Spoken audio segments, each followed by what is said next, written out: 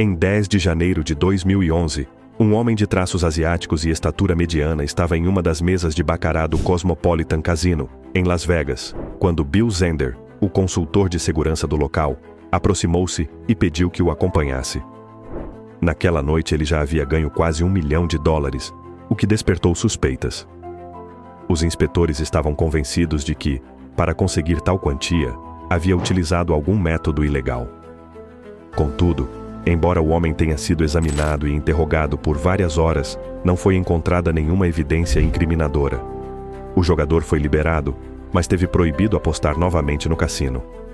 A direção tinha certeza de que o homem fazia parte da associação criminosa conhecida como The Cutter Gang, uma quadrilha transnacional que empregava um método simples, indetecável e eficaz para trapacear no baccarat e que nos últimos anos teria causado aos cassinos perdas avaliadas em dezenas de milhões de dólares. Mas como e de onde surgiu a The Cutter Gang? Qual era a estratégia que usavam para enganar os cassinos? E por fim, por que ainda não conseguiram detê-los? Acompanhe até o final deste vídeo se quiser saber.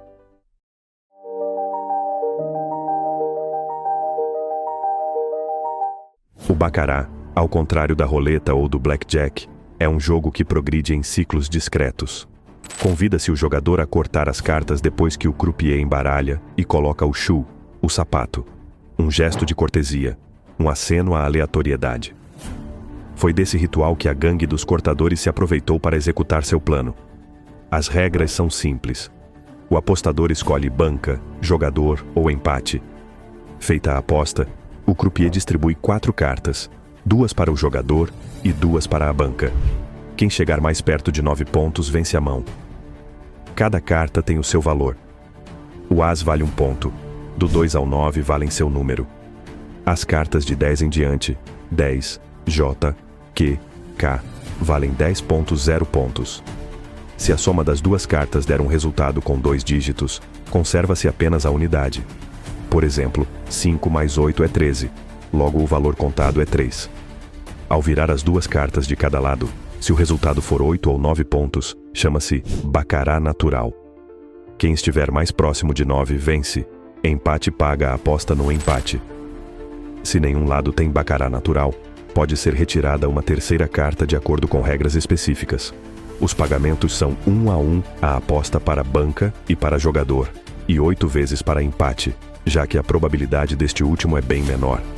Ao contrário de jogos como roleta ou caça-níqueis, no baccarat os jogadores vencem com maior frequência, embora seja bem mais complexo aplicar qualquer tipo de golpe. Ainda assim, esse grupo de jogadores asiáticos concebeu um método que tornava sua estratégia praticamente invencível. Ainda que sua existência já fosse conhecida desde 2008, só em 2011 as autoridades conseguiram identificar alguns membros da quadrilha. Os primeiros incidentes notáveis ocorreram em Las Vegas nos primeiros meses de 2011, dias antes do Ano Novo Chinês, no Cosmopolitan. Os cassinos perceberam padrões incomuns, sequências repetidas e improváveis de vitórias concentradas em mãos específicas e jogadores que pareciam se retirar logo após cortar o baralho. As equipes de vigilância detectaram repetições, mas inicialmente faltava uma prova cabal. A gangue não dependia de marcas nas cartas, nem de conivência com os croupiers. Sua inovação era ao mesmo tempo mecânica e humana. Uma microcâmera costurada na manga, ativada no instante preciso do corte, que gravava as faces expostas das cartas. Depois de acumularem quantias consideráveis, o cassino decidiu intervir.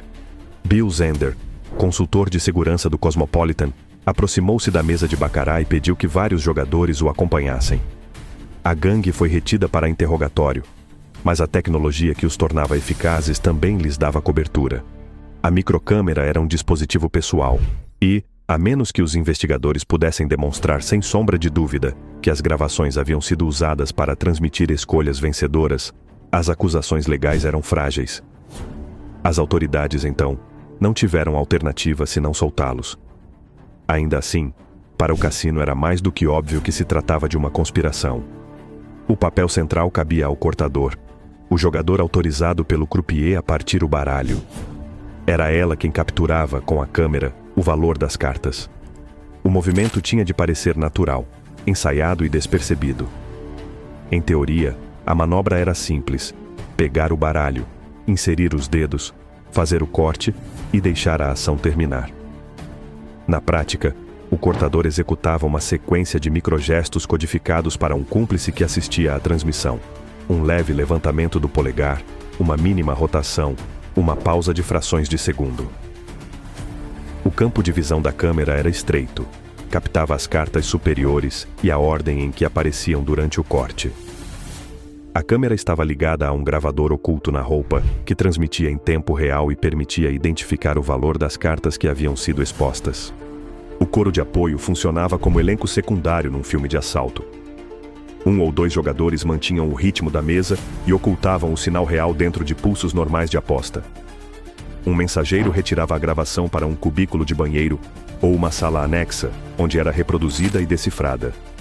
Uma vez identificadas as cartas expostas, calculavam-se as possíveis combinações seguintes, segundo as regras da terceira carta do baccarat, e convertiam essa previsão em apostas: banca, jogador ou empate, conforme os cálculos de contagem. A comunicação de retorno utilizava ferramentas encobertas como um pequeno fone de ouvido discreto ou sinais manuais sutis. Fora o movimento contínuo do cortador, depois do início da rodada não havia outro indício que denunciasse a fraude. A genialidade do método residia no sistema. Não era preciso gravar o baralho inteiro nem marcar os naipes. A simplicidade do baccarat, 2 cartas por mão e uma regra da terceira carta quase determinística, tornava-o vulnerável ao conhecimento das faces próximas. Se você conhece as próximas cartas, pode decidir com confiança se a banca ou o jogador chegará ao 9. Multiplique essa vantagem por várias rodadas com apostas elevadas e a vantagem da casa desaparece em favor do apostador. Em diversas sessões, a gangue dos cortadores acumulou ganhos superiores a $1 milhão em múltiplos estabelecimentos. Suas operações, iniciadas nos cassinos de Macau, estenderam-se pelo mundo, mas nos últimos anos, concentraram-se em Las Vegas. Contudo, apesar de sua existência ser de domínio público, não se sabia quem eram os cérebros por trás da quadrilha. Agiam como fantasmas. Atacavam de tempos em tempos e nunca nos mesmos cassinos. Seguir seu rastro tornou-se quase impossível, porque suas operações eram tão limpas que, na maioria das vezes, passavam despercebidas. Segundo relatórios públicos, os integrantes da gangue são de origens asiáticas, embora nunca tenham sido divulgadas identidades definitivas. Os cassinos, zelosos por seus procedimentos e reputação, raramente divulgam nomes por razões de segurança e acordos de confidencialidade. As autoridades, conforme coberturas posteriores, não conseguiram reunir provas incontroversas ligando suspeitos individuais aos dispositivos ou a uma conspiração organizada além de observações circunstanciais. Os membros são descritos nos relatórios como magros, impecavelmente vestidos e disciplinados. Jogadores que conheciam a etiqueta e a usavam como camuflagem.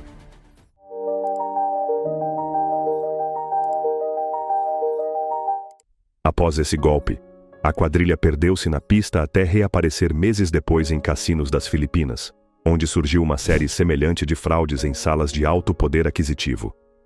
Investigadores do Nevada Gaming Control Board detectaram uma sequência de depósitos fracionados que lhes pareceram suspeitos. Enquanto isso, reportagens das Filipinas falavam de um grupo que usava exatamente o mesmo procedimento: gravações encobertas, apostas coordenadas e desaparecimentos rápidos. Era o padrão clássico empregado pela The Cutter Gang para atacar cassinos. Ali, porém, a sorte começou a virar. Numa noite de maio de 2011, em um dos cassinos de Manila, o cortador cometeu um erro mínimo. Ao se afastar da mesa, esqueceu-se de desconectar o cabo de sua microcâmera antes de ajeitar o paletó. Um segurança viu o fio preto sobressair pela manga e o seguiu. As prisões foram imediatas. A equipe do local, talvez menos acostumada à precisão coreografada da quadrilha, conseguiu deter alguns suspeitos num primeiro momento. Contudo, num desfecho já dolorosamente familiar, os detidos escaparam da condenação formal. Não havia provas diretas contra eles, apenas conjecturas que os cassinos não tinham como demonstrar em tribunal. Os dispositivos apreendidos eram engenhosos, mas não ilegais per se. A microcâmera costurada na roupa podia ser interpretada como violação de privacidade, Mas, para provar um plano criminoso, era preciso conectar dispositivos, intenção e uma conspiração sustentada. Acusações que os promotores teriam dificuldade em sustentar. Depois dessa apreensão, as autoridades não tiveram mais notícias confirmadas da quadrilha. Alguns depoimentos de croupiers os situavam em cassinos do Camboja. Outros diziam tê-los visto em Macau. Chegou a correr o boato de que haviam tentado replicar o golpe num resort de Dubai. Nenhuma dessas versões, porém, pôde ser confirmada. O último informe relacionado ao caso data de 2016, quando um cassino de Macau denunciou uma fraude semelhante, embora menos sofisticada. Os suspeitos foram capturados e confessaram ter copiado o método dos cortadores de Las Vegas. Nenhum conhecia pessoalmente os originais. Quando a polícia lhes perguntou se sabiam o paradeiro dos verdadeiros responsáveis, um respondeu com um sorriso: "Continuam cortando, só que agora em outra mesa." Essa frase, ambígua e poética, tornou-se o epitáfio perfeito para o caso mais elegante do universo das fraudes em cassinos.